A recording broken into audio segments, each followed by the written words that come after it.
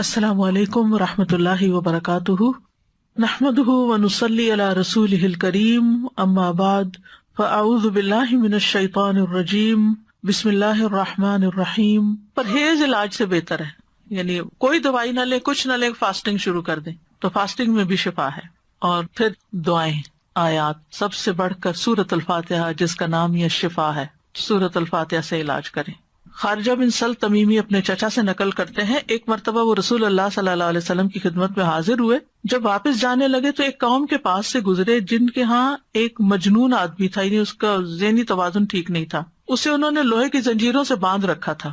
اس کے اہل خانہ کہنے لگے، ہمیں معلوم ہوا کہ تمہارا یہ ساتھی یعنی نبی صلی اللہ علیہ وسلم کو خیر لے کے آیا ہے، وہ خود نہیں ہوں گے مسلمان، نہیں پتا ہوگا، تو کیا اس کے پاس کوئی ایسی چیز ہے کہ جس سے علاج کیا جائے اس کا؟ وہ کہتے ہیں کہ میں نے سورۃ فاتحہ پڑھ کر دم کیا تو وہ ٹھیک ہو گیا۔ یقین اصل چیز ہے نا، کہ یقین کتنا ہے۔ ایک لیکچر یقین پر بھی ہونا چاہیے، کیونکہ نا دین کے معاملے میں، دعاؤں کے معاملے میں ہمارا یقین نہیں ہوتا۔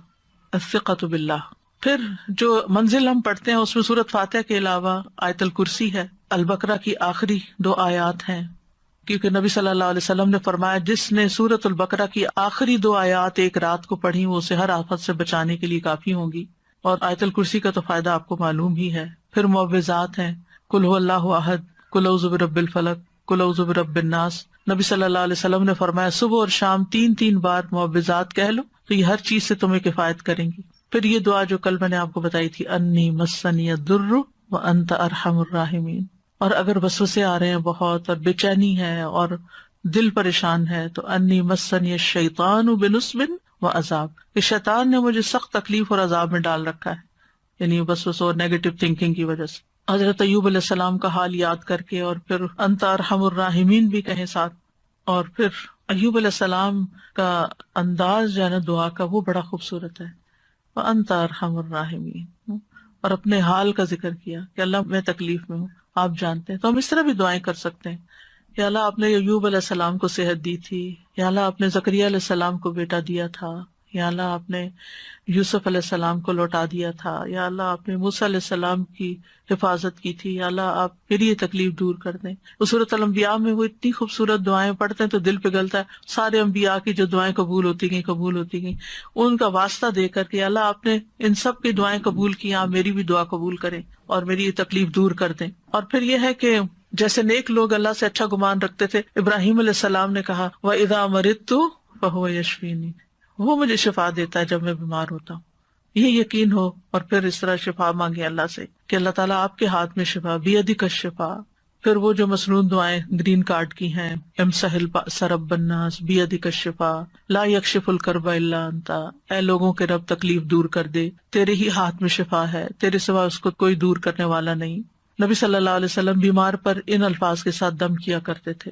اور پھر ایک اور روایت میں آتا ہے، انس رضی اللہ عنہ کہتے ہیں کہ میں تم پر وہ دعا پڑھ کر کیوں نہ دم کروں جسے رسول اللہ صلی اللہ علیہ وسلم پڑھتے تھے۔ تو حضرت ثابت کی طبیعت خراب تھی تو انہوں نے کہا ضرور کیجیے، تو حضرت انس نے ان الفاظ کے ساتھ دم کیا، اللہم رب الناس مذہب البأس اشفی انت الشافی لا شافی الا انت شفاء لا یغادر سقما۔ پھر اسی طرح یہ ہے کہ اگر کوئی جل جائے تو اس کا علاج نبی صلی اللہ علیہ وسلم نے کس طرح کیا۔ ایک خاتون کہتی ہیں کہ میں حبشہ سے واپس آ رہی تھی، مدینہ سے کچھ فاصلے پر تھی تو کھانا پکانا شروع کیا، لکڑیاں ختم ہوئی تو لکڑیوں کی تلاش میں نکلی تو بچے نے ہانڈی اپنے اوپر گرا لی اور وہ بازو پہ گر گئی اور وہ جل گیا۔ تو وہ پھر لے کے نبی صلی اللہ علیہ وسلم کی خدمت میں حاضر ہوئی، کہا اللہ کے رسول صلی اللہ علیہ وسلم میرے ماں باپ آپ پہ قربان، یہ محمد بن حاتم ہیں اور ان کے ساتھ یہ ہوا ہے۔ تو آپ نے اپنا لعاب دہن ڈالا اور سر پہ ہاتھ پھیرا اور برکت کی دعا کی، اور اس جلی ہوئی جگہ پر لعاب دہن ڈالتے جاتے تھے اور ساتھ یہ دعا پڑھتے تھے، اذہب البأس رب الناس واشفی انت الشافی لا شفاء الا شفاؤک اشفی شفاء لا یغادر سقما۔ اور پچھلے دنوں ایک پوسٹ آپ نے بھی شاید دیکھی ہو جس میں وہ کوئی حکیم یا طبیب ایسی ریکمینڈ کرتا ہے کہ اگر کوئی شخص صبح کے وقت اپنا پہلا لعاب اپنی آنکھوں کے اندر لگاتا ہے تو اس کی آنکھوں کی بینائی تیز ہو جاتی ہے اور بیماریاں دور ہوتے ہیں۔ بہرحال لعاب کے اندر بھی اللہ نے شفا رکھی ہے۔ اور پھر اسی طرح خود کو تکلیف ہو، اور یہ تو میں نے بہت دفعہ آزمایا ہے کہ درد کی جگہ پر ہاتھ رکھ کے انسان 3 دفعہ بسم اللہ پڑھے اور 7 دفعہ اعوذ بعزت اللہ و قدرتی من شر ما اجد و احاذر. بہت ہی خوبصورت دعا ہے اور بہت جلد تکلیف دور ہوتی ہے. خاص طور پہ اگر گھٹنوں وغیرہ میں تکلیف ہے تو آپ ان کو کلونجی کے آئل سے رب بھی کرتے جائیں اور یہ دعا پڑھتے جائیں تو انشاءاللہ ٹھیک ہو جائیں گے. پھر اسی طرح اگر کہیں پھوڑا پھنسی ہے چھوٹا موٹا تو اس پر نبی صلی اللہ علیہ وسلم یہ دعا پڑھتے تھے، بسم اللہ تربت اردنا بریقت بادنا لیشفا بہ سقیمنا باذن ربنا. اللہ کے نام کے ساتھ ہماری زمین کی مٹی، یعنی جس زمین پہ انسان رہتا ہے وہیں کی مٹی لے سکتا ہے اگر مدینہ کی مٹی نہ ہو. ہمارے رب کے حکم سے ہم میں سے بعض کے لعاب کے ساتھ ہمارے بیمار کو شفا دی جائے. یعنی وہاں پر کوئی بڑی بڑی فارمیسیز نہیں تھی، کوئی اور علاج کے لیے ہاسپٹل نہیں تھے، تو یہی چیزیں جو تھیں نبی صلی اللہ علیہ وسلم نے عملاً کر کے دکھائیں اور لوگوں کو فائدہ بھی پہنچا. تو نبی صلی اللہ علیہ وسلم کسی کے جسم پر کوئی پھوڑا، کوئی زخم، کوئی تکلیف ہوتی تو لعاب کے ساتھ مٹی لگا کے اس جگہ پر لگا دیتے تھے. اور راکھ کا لگانا جو ہے، آپ صلی اللہ علیہ وسلم کو جب جنگ احد میں آپ کو تکلیف پہنچی تھی تو حضرت فاطمہ نے چٹائی جلا کے اس کی راکھ جو تھی وہ وہاں لگا کے تو پٹی کی تھی، تو اس میں بھی اللہ تعالیٰ نے شفا رکھی ہے. اور پھر اسی طرح تکلیف اور پریشانی کے وقت کی جو عام دعائیں ہیں وہ بھی پڑھنی چاہیے. یا حیو یا قیوم برحمتک استغیث اللہ اللہ ربی لا اشرک بہ شیئا. پھر اسی طرح لا الہ الا انت سبحانک انی کنت من الظالمین. پھر نبی صلی اللہ علیہ وسلم جب کرب اور تکلیف اور پریشانی اور بے چینی ہوتی تھی اس وقت پڑھتے تھے لا الہ الا اللہ العظیم الحلیم، لا الہ الا اللہ رب العرش العظیم، لا الہ الا اللہ رب السماوات و رب الارض و رب العرش الکریم. یعنی عرش سب سے بڑی چیز ہے نا مخلوقات میں سے، تو اس کے رب کا واسطہ دے کر پھر دعا کرتے تھے. پھر اسی طرح عافیت کی دعائیں بھی مانگنی چاہیے کہ اللہ تعالیٰ بیماریوں سے محفوظ رکھ، خاص طور پر جب کوئی وبا وغیرہ پھیلی ہو یا آپ کسی بیمار کو دیکھیں یا ہاسپٹل میں جائیں یا کسی کی تیمارداری کرنے جائیں. ویسے بھی صبح شام 3 دفعہ اللہم عافنی فی بدنی، اللہم عافنی فی سمعی، اللہم عافنی فی بصری، لا الہ الا انت. پھر اللہم انی اعوذ بک من زوال نعمتک وتحول عافیتک وفجاءۃ نقمتک وجمیع سخطک. اے اللہ بے شک میں تیری پناہ لیتا ہوں اس بات سے کہ تیری دی ہوئی کوئی نعمت مجھ سے چھن جائے اور تیری دی ہوئی عافیت پلٹ جائے اور کوئی ناگہانی عذاب آ جائے، اور میں تیری تمام ناراضگیوں سے تیری پناہ لیتا ہوں. اور پھر اللہم انی اعوذ بک من جہد البلاء ودرک الشقاء وسوء القضاء وشماتۃ الاعداء. اے اللہ بے شک میں تیری پناہ مانگتا ہوں سخت مصیبت، بدبختی لاحق ہونے، بری تقدیر اور دشمنوں کے خوش ہونے سے. پھر اسی طرح اللہم انی اعوذ بک من السمم والبکم والجنون والجذام والبرص وسیء الاسقام. اے اللہ بے شک میں بہرے پن، گنگے پن، پاگل پن، کوڑ، برس اور تمام بری بیماریوں سے تیری پناہ مانگتا ہوں. اور پھر اللہم انی اعوذ بک من الہم والحزن والعجز والکسل والجبن والبخل وغلبۃ الدین وقہر الرجال.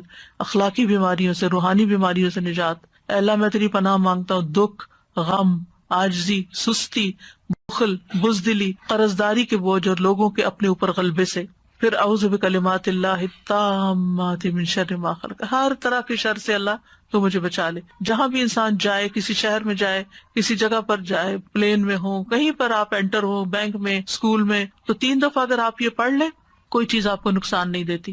کیونکہ انسان کو ڈر ہوتا ہے نا کہیں وائرسز ہوں گے، اور خاص طور پر آج کل کے سیناریو میں. پھر اعوذ بکلمات اللہ التامات من کل شیطان وہامۃ ومن کل عین لامۃ. یعنی لوگوں کی گیدرنگ میں جائیں آپ کو ڈر ہوتا ہے کہ نظر نہ لگ جائے، کوئی اور اسی طرح کی چیز. یہ دعا بھی بہت فائدے کی ہے، ویسے بھی پڑھنی چاہیے. اور پھر شیطانی وسوسے سے اگر بہت نیگیٹو تھنکنگ ہو رہی ہو اور بہت برے برے خیالات آ رہے ہوں، کسی کے بارے میں کوئی بات بہت بری ستا رہی ہو، تو اعوذ بکلمات اللہ التامات من غضبہ وعقابہ وشر عبادہ ومن ھمزات الشیاطین وان یحضرون. خاص طور پہ برا خواب آنے کے بعد اگر دل پہ بار بار پریشانی کا خیال آ رہا ہے، بار بار آ رہا ہے، تو اس کو بھی جھٹکنے کے لیے یہ دعا پڑھی جا سکتی. تو اللہ تعالیٰ محفوظ رکھیں گے. بس آخر میں چند موٹی موٹی باتیں کہ اگر آپ کسی بیمار کے پاس جائیں تو کن چیزوں کا خیال رکھیں، کیونکہ مریضوں کی عادت کا حکم دیا گیا ہے، کیونکہ اس سے انسان کو اپنی نعمتیں یاد آتی ہیں اور انسان کو آخرت کی یاد آتی ہے. اور مسلمان کی عادت جو ہے وہ دوسرے مسلمان پر حق ہے، خاص طور پر اگر کوئی قریبی لوگوں میں سے ہو. نبی صلی اللہ علیہ وسلم نے فرمایا جب کوئی شخص اپنے کسی مسلمان بھائی کی عادت کرتا ہے تو وہ جنت کے باغات میں چلتا ہے یہاں تک کہ بیٹھ جائے. اس کے بیٹھنے پر اللہ کی رحمت اسے ڈھانپ لیتی ہے. اگر واقعی عادت کی نیت سے کسی کے پاس جاتے ہیں اور عبادت کی نیت سے اور اگر صبح کے وقت جائے تو شام تک 70,000 فرشتے اس کے لیے دعائیں بخشش کرتے ہیں، اور شام کو جائے تو صبح تک، یعنی اتنا بڑا اجر و ثواب ہے۔ اور عیادت نہ کرنے والوں کی مذمت کی گئی ہے۔ اللہ تعالیٰ قیامت کے دن فرمائیں گے کہ میرا فلاں بندہ بیمار تھا، تو نے اس کی عیادت نہیں کی، یعنی تم نے اس کا حال ہی نہیں پوچھا، اگر تو اس کی عیادت کرتا تو مجھے اس کے پاس پاتا۔ عیادت کرتے وقت اسے اجر کی خوشخبری دی جاتی ہے، اور مریض کو دعا دے کر خوش کریں، ہو سکے اس کو دم کر دیں اور دعا کا کارڈ دے دیں، کوئی بھی ایسی چیز اس کو بتائیں کہ یہ بیماری اس کے درجات کی بلندی کا ذریعہ، اچھی باتیں کریں، حوصلہ افزائی کریں، غم گساری کریں۔ اور عیادت کے وقت کی دعاؤں میں لا بأس طہور انشاءاللہ، کوئی بات نہیں، ٹھیک ہو جاؤ گے، سب صاف ہو جائے گا۔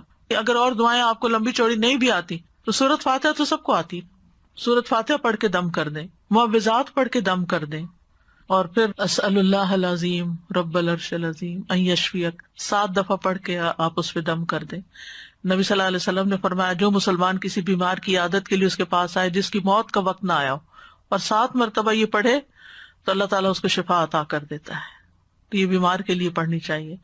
پھر اللہم اشف فلان، اگر دور بیٹھے ہیں تو دور سے دعائیں کر دیں، اور دیگر بھی اذہب البأس اور مذہب البأس، اور یہ ساری دعائیں جو پہلے میں آپ کو بتا چکی ہوں دیگر بیماریوں کے علاج میں، یہ دعائیں گرین کارڈ پہ لکھی ہوئی ہیں، ان سب کا بھی، یعنی اگر آپ کے پاس زبانی یاد نہیں تو دیکھ کے بھی آپ ان کو پڑھ سکتے ہیں۔ اور ساتھ اپنے لیے بھی ایک دعا مانگیں کہ اللہ مجھے اس سے عافیت میں رکھنا، یعنی الحمدللہ الذی عافانی مما ابتلاک بہ وفضلنی علی کثیر ممن خلق تفضیلا۔ تو حدیث میں آتا ہے کہ جو یہ پڑھے گا اس مصیبت سے محفوظ رہے گا جس میں دوسرا مبتلا ہے۔ تو اللہ تعالیٰ ہمیں بیماریوں میں اور ساری تکلیفوں میں درست رویہ اختیار کرنے کی توفیق دے، اور سنت کے مطابق علاج بھی اور بہیو کرنے کی توفیق دے، جس سے اللہ تعالیٰ راضی ہو جائے۔ یہ ایک بڑی امتحان ہے، اس امتحان کو پاس کرنا ضروری ہے، اور پاس کرنے پر بہت بڑے درجات ہیں، اور اگر انسان اس پر ناکام ہو جاتا ہے تو دنیا میں بھی تکلیف اور آخرت کی بھی تکلیف۔ وآخر دعوانا ان الحمد للہ رب العالمین۔ سبحانک اللہم وبحمدک، اشہد ان لا الہ الا انت، استغفرک واتوب الیک۔ السلام علیکم ورحمۃ اللہ وبرکاتہ۔